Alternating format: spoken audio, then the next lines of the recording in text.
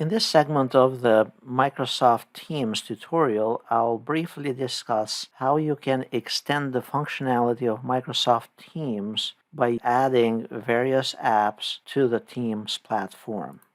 On the left-hand side of Microsoft Teams, there's this Apps option. And right above the Apps option, there are these three dots. That means that there are some additional added apps. So these would be apps that didn't make it here on the left-hand panel for your icons, but yet they are installed as part of your account. So if I wanted, let's say, the OneNote or any of these apps that already show up in here, click on them to open them, I'll be able to simply click on it and it will open it up. If you want to have this always show up on the left-hand side, you can right-click on it and then select Pin.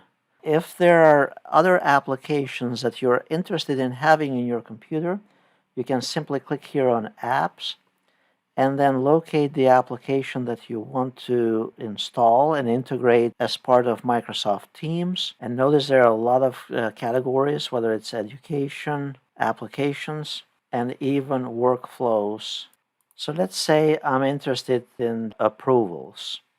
I can search here for approvals and click on it, click to add it, and now approvals has been added here on the left-hand panel. If you want to pin it for future access to have it easily accessible, you can right-click on it and then pick Pin.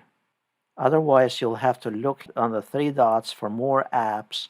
You can add an app for you to use yourself as part of the platform, or you can add the app to particular teams in the platform. So for example, I have here distance learning. I could have added that to be used by that team and assign it to the team.